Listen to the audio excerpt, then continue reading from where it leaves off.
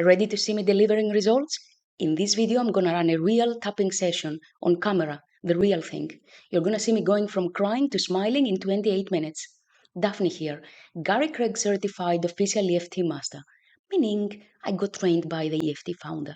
But why does that even matter? Because what you're gonna see me using in the video is not just tapping, but also the latest technique developed by the EFT founder. No other school teaches it, and you don't get to see it in the usual tapping videos out there. And you, my friend, are gonna see it in action today. But before we jump in, you have two options on how to watch this video. Number one, sit back and enjoy. It's real, it's raw, it's mind-blowing. Or you can also get a happiness boost. A real one will measure it. All you have to do is tap along with me. Now, a few instructions for the brave souls that will do it. If you don't want to do it, just skip this part, go in the description, find the timestamp where the live demo begins, and just go straight there. For the rest, listen and listen carefully. The reason I want you to tap along is because of the borrowed benefits effect. Just by doing as I do, as if my problem were your problem, you get a benefit for yourself. But how do we measure that? I hear you say. We will. In this video, you're gonna see me being really sad about something that a friend did and disappointed me. So let's clean some sadness in you as well. Think of something that makes you sad. Make it specific. Don't go for world hunger. Don't even go for I'm sad because I have anxiety. Make it specific. I'm sad because I am sad about. So close your eyes. Repeat the statement out loud. I am sad because. And tell me, rate its intensity from 0 to 10. 10, it makes you teary or crying. 0, you don't care about it. Don't sweat it too much. Just give it a number and write it down because we're going to come back to it at the end of the demo. And now to the nitty gritty. Let me show you the tapping points so that when you see me doing it, you know exactly what to do. 4 fingers of any hand, and you tap on the fleshy part of the other hand. Very good. Make this shape and tap at the top of your head. 2 fingers, beginning of the eyebrow, touch the eyebrow. It doesn't matter which one. 2 fingers again, line of the eye. Below the eye. Top lip. Bottom lip. Make a fist and tap in the collarbone where the tie for men is. And 4 fingers again, side of the torso, nipple height. Now to the interesting part. What you're gonna see me do is exactly what I do with my clients during a session. It's a 3-step process. Number 1, I'm gonna rate the intensity of my problem. Number 2, I'm gonna tap the negative emotions of a specific event of my past. And number 3, I'm gonna evaluate my results. Simple. Recap. Do exactly as I do and say exactly what I say as if you were me. Ready for the real deal? Go! I'm pretty disappointed today by a behavior of somebody.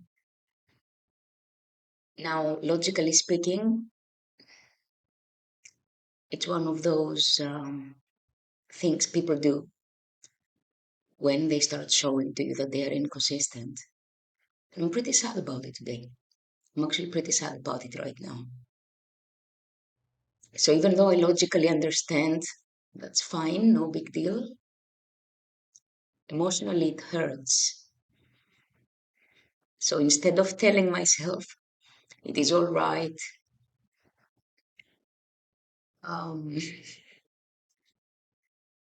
because I know it's all right, I will do what I know how to do best.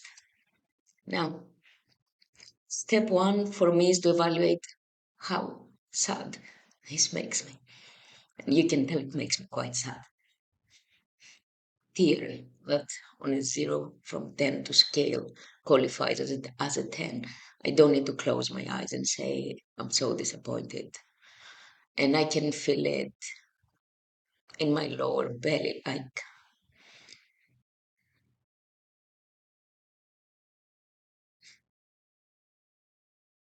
some kind of emptiness in my lower belly. Okay. Step number 2, I'm going to go back to a specific event. And I'm going to clear the emotions from there to see what that's going to do about my current situation.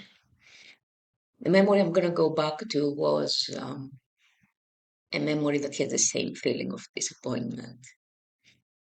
It's not a childhood memory. Typically, I work with childhood memories. I prefer childhood memories because they're more foundational, um, deeper results. But because I've done a lot of tapping on myself, now I also do events later in life, especially if they really hurt me. And this one, the one I'm gonna work on today, really hurt me back then. Okay. This memory, I always give a title to the memories, so this memory is gonna have the title Performance Review. And it already makes me emotional. Even though I get really sad about the memory performance review, I deeply and completely accept myself. I'm so sad when I think about the performance review memory. I'm so sad when I think about the performance review memory. I'm so sad when I think about the performance review memory. I'm so sad when I think about the performance review memory. I'm so sad when I think about the performance review memory. I'm so sad when I think about the performance review memory. I'm so sad when I think about the performance review memory. I'm so sad when I think about the performance review memory. Oh, that was really tough. It was really tough. It was really tough. It was really tough. It was really tough. It was really tough. It was really tough. It was really tough. And even though it still makes me upset to think about the performance review memory, I deeply and completely accept myself. It upsets me so much to think about the performance review. It upsets me so much to think about the performance review. It upsets me so much to think about the performance review. It upsets me so much to think about the performance review. It upsets me so much to think about the performance review. It upsets me so much to think about the performance review. It upsets me so much to think about the performance review. It upsets me so much to think about the performance review.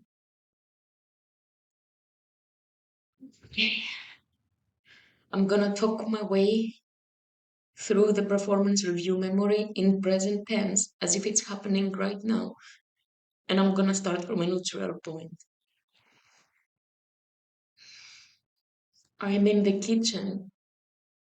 I have a performance review with my manager in 5-10 minutes, and I want to make some coffee first. So I go to the kitchen and he's there. And everything is fine. I'm expecting this to go really well because we are happy. I mean, me, him, everything has been going fine. There's always a little bit of awkwardness in the air, but why should it go wrong? I mean, he's satisfied, I'm satisfied, we have a good relationship, everything is fine. He is more awkward. I'm walking around him and he has this awkward face. And I can tell something is off. And I can tell it's related to what's going to happen next. And that makes me want to, even though it makes me want to cry, something is off in his face. And I know what it is. I deeply and completely accept myself. It makes me want to cry when I see his awkward face. I know what's going to happen next. It makes me want to cry when I see his awkward face. I know what's going to happen next. It makes me want to cry when I see his awkward face because I know what's going to happen next. It makes me want to cry when I see his awkward face because I know what's going to happen next. It makes me want to cry when I see his awkward face because I know what's going to happen next. It makes me want to cry when I see his awkward face because I know what's going to happen next. It makes me want to cry when I see his awkward face because I know what's going to happen next.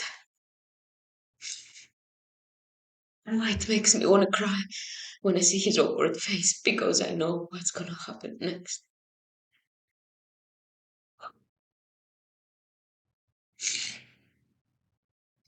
His awkward face. His awkward face makes me feel unsettled. His awkward face makes me feel unsettled.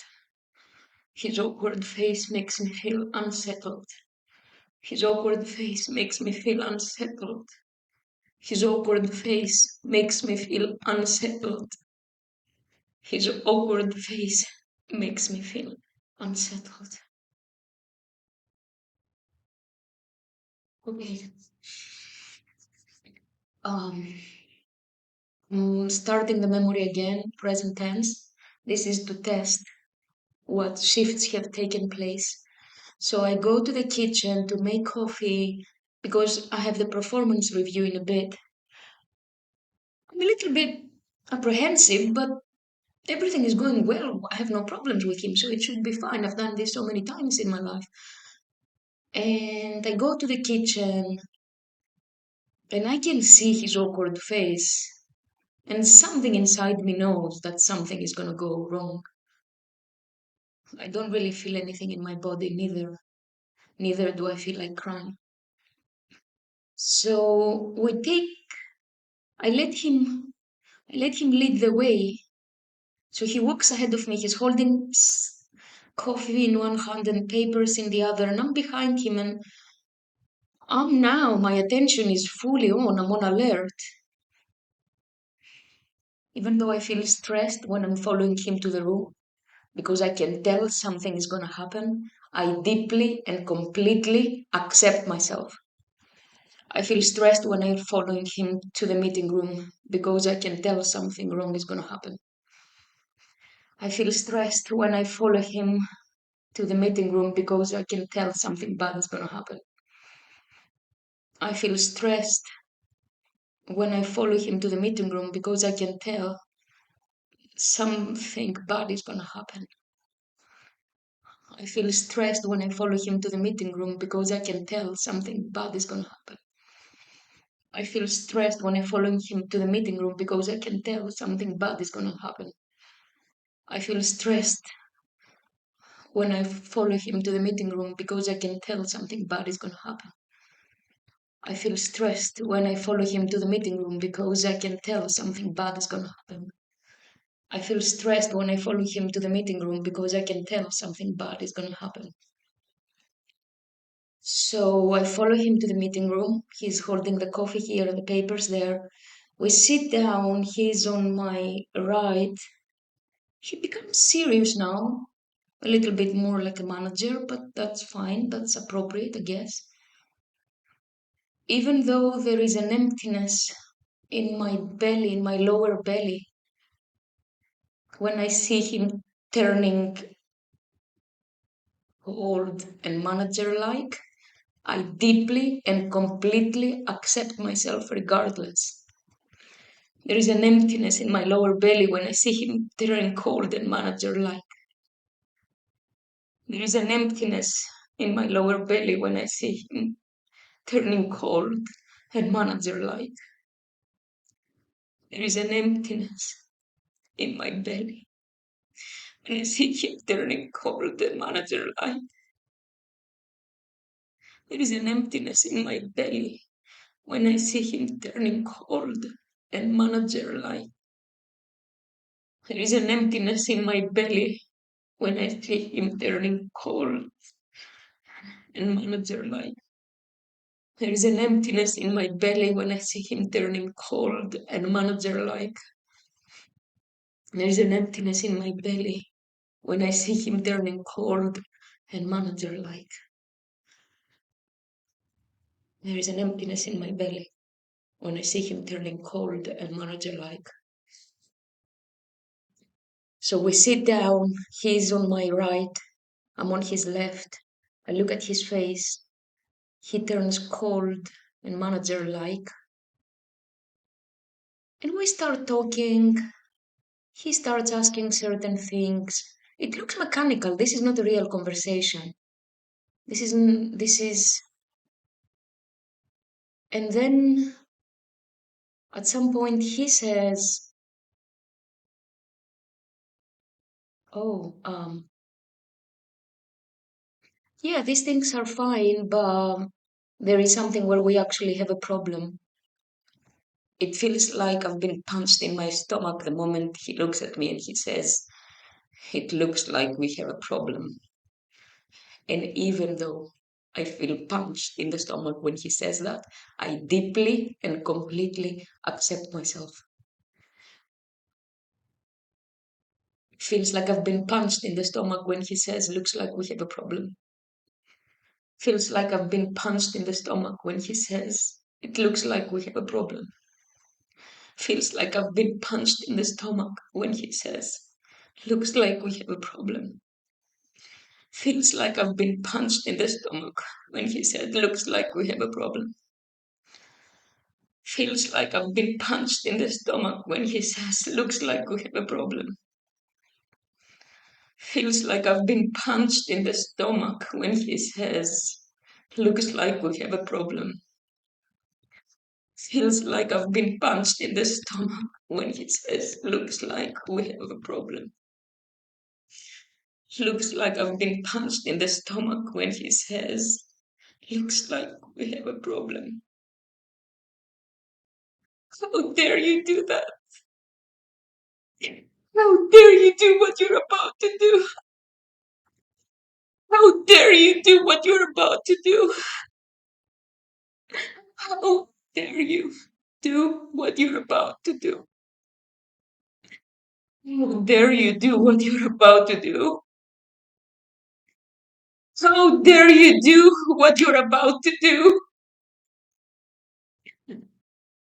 How dare you do what you're about to do? How dare you do what you're about to do? This is the end of, of this relationship. You don't exist to me anymore. This is the end of this relationship. You don't exist to me anymore. This is the end to this relationship. You don't exist to me anymore. This is the end to this relationship. You don't exist to me anymore. This is the end to this relationship. You don't exist to me anymore. This is the end to this relationship. You don't exist to me anymore. This is the end to this relationship. You don't exist to me anymore. This is the end to this relationship. You don't exist to me anymore. My mind has already jumped reactions-wise to the next bit of the memory. Because the next bit is where I say, what's the problem? And he says, you don't have any targets and you don't have any KPIs. So by definition, you have failed. And I look at him and I see such a weak man because he is the manager and that is his job and he's putting it on me. And even though it makes me so sad, this man is sacrificing our relationship, our professional relationship.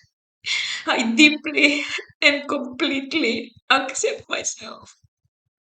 It makes me so sad when he chooses to sacrifice our relationship. It makes me so sad when he chooses to sacrifice our relationship. It makes me so sad when he chooses to sacrifice our relationship. It makes me so sad when he chooses to sacrifice our relationship. It makes me so sad when he chooses to sacrifice our relationship. It makes me so sad when he chooses to sacrifice our relationship. It makes me so sad when he chooses to sacrifice our relationship. It makes me so sad when he chooses to sacrifice our relationship. I'm gonna go back a little bit to the memory to see what kind of emotional reactions I'm gonna get. See how much emotion I cleared and how much is left. So we go into the meeting room. I sit on the left, he sits on the right, and he puts on this serious managerial face all of a sudden. And I let him speak. He says the usual stuff in a cold way, and then he says, "Oh, but we have a problem." I say, "What?" And he said, "You don't have any goals set, any KPIs." And in that moment, I know our relationship is over because he's putting the blame on me for something that is his fault. So I turn around and I tell him, "Isn't this your job as a manager?" And he says, "Well, I'm expecting you to, I was expecting you to have said that. And I know this is bullshit. I'm not taking any blame here." No, no, I have enough corporate experience, but I also know that he just chose to finish a relationship because now it's done. Um, because of his own insecurities as a manager. There is a new manager above him. He's accusing him, and now he's accusing me. He's just throwing the blame without thinking much about the consequences. What I'm gonna do now is there's not, I can say the story without too much, without actually an emotional reaction. But what I'm gonna do now, I want to apply the second technique, the one that is taught by the Gary Craig official training center, because I want to completely turn this around. It involves a visualization, so I will be walking you through what I'm gonna be doing.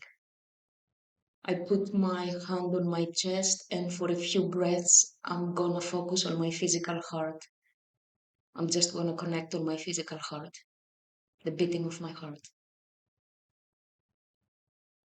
Follow me, follow my voice, do exactly the same.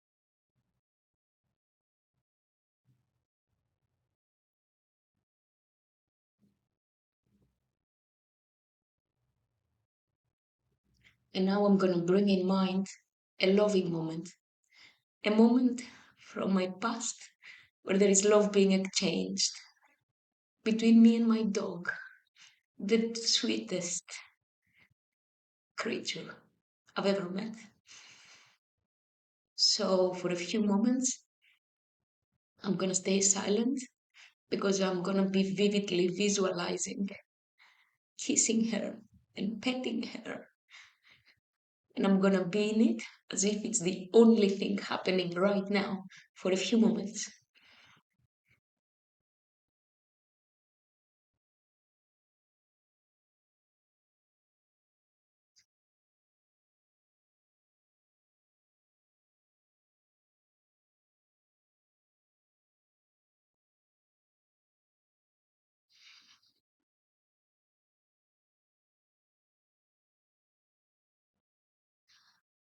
I mean it. And it is one of the sweetest moments in my life. These are tears of love. Because I love her so much. Even if she's not around anymore.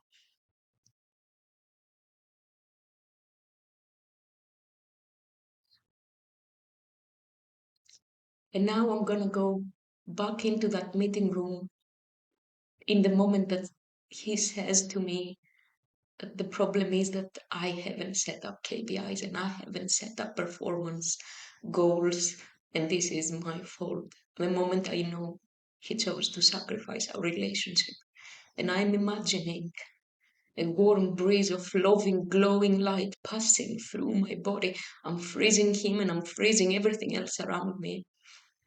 And I'm imagining this loving, glowing light passing through my body.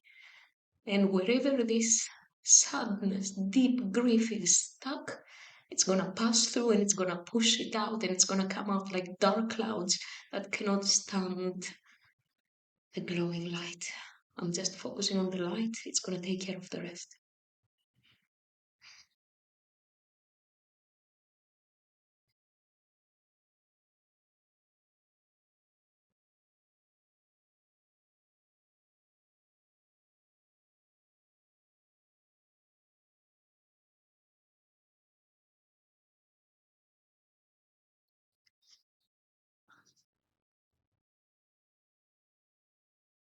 Passing through my body, pushing out all this sadness, all this disappointment.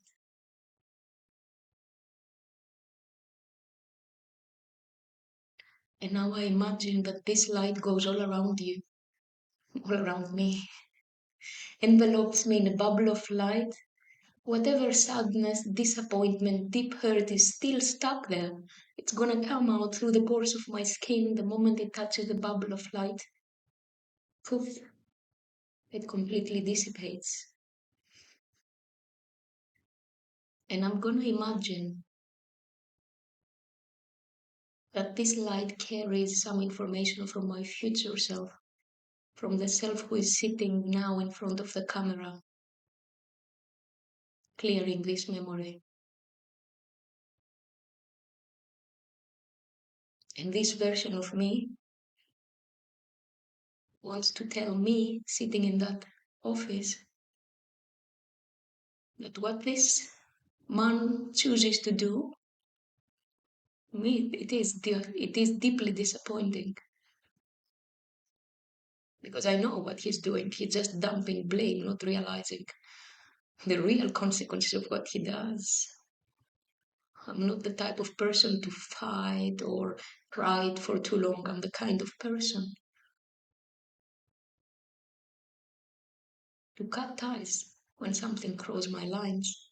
And as deeply hurtful as this is right now, it's my signal to start looking for another job because this is not an environment where I want to be anymore. So the good news are that in about 2 months' time, I'm out of here. Not out of bitterness, no. The bitterness, yeah, maybe was the trigger, but in 2 months, you're gonna have a job offer. You're going back to forex trading, to finance. And that's the type of stuff you really like. You don't want to be in sports betting anymore. You actually want to go back to finance. And it's gonna be pretty awesome because there's gonna be something called Bitcoin and crypto assets, and the whole world will go crazy, and you're going to fall in love with it, and you will be dealing with these things on a day-to-day basis, and you're going to get really good at it. You're going to make money on it. By the way, you're going to speculate and you're going to make 10 times money, so don't be afraid to put more money in. You know what you're doing. And you want to know the even better news? A few years down the line, because of your experience in this job, Goldman Sachs will come calling. They will headhunt you. And that will be an experience of a lifetime. And there is even more adventurous news coming down your way, but For now, just consider this man in front of you, he's acting out his own insecurities and his own stuff, and that's his problem, not yours. But in a way, he's doing you a favor. He's encouraging you to redirect towards something else. And that something else is actually your path. And you're better off there. And sometimes redirections will happen not in the nicest way, and that is okay. It's okay. Let him be, and let you be as well. There are beautiful things coming. You'll see. You'll see. There's a lot of love for you. And I'm going to stay here and absorb all these messages from my future self because it feels really good.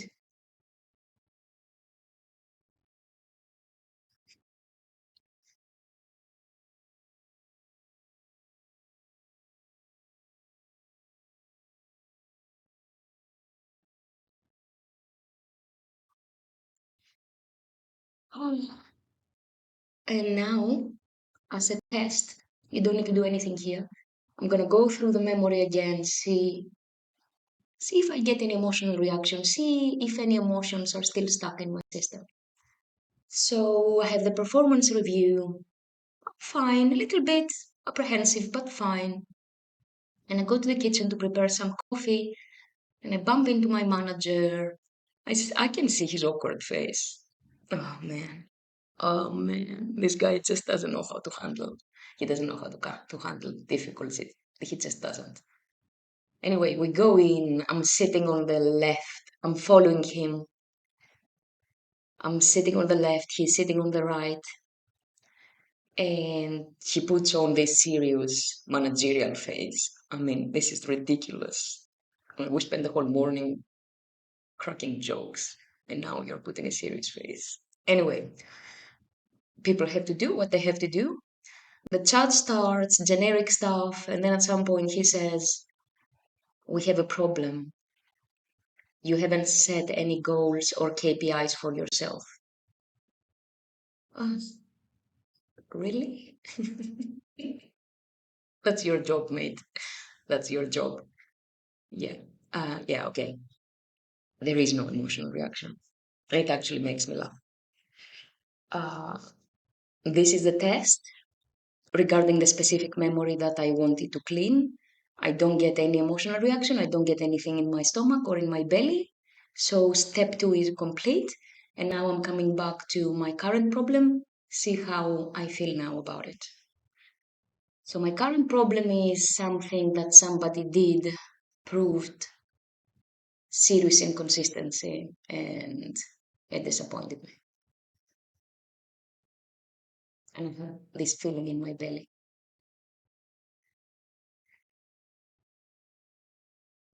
It is what it is.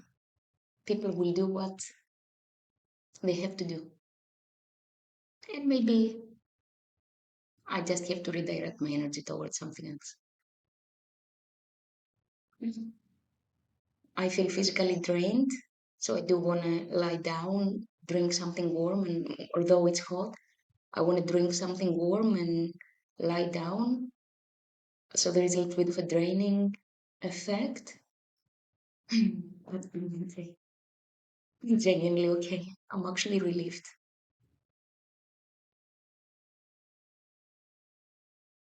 That was powerful, wasn't it? Now think about what made you sad at the beginning. Close your eyes and say it out loud. I'm sad because, and rate the intensity again from 0 to 10. Is it exactly the same as before, or has it somehow gone down? Feel free to tell me in the comments, but I'm suspecting that something has improved in you too. Hmm? But here where it gets even more crazy. What you just saw is how emotions actually operate. On the surface, it looks like my friend did something to disappoint me and I'm sad. Makes sense, right? And yet, that's not what's happening. It's emotions bubbling up from the past, prompted by what my friend did, not caused by it, prompted by it. Because the cause is always emotions stored up in the body. And thankfully, there is a tool for that. The tool that talk therapy never gave you. It took me years and a lot of money to figure this out. And the reason I'm giving it to you as real as it gets is because the worst thing you can do is to wait to figure it out for yourself. Your turn now. Want to know what tapping can do for you specifically? Book an intro call with me and I'll show you. I promise to be gentle. See you there.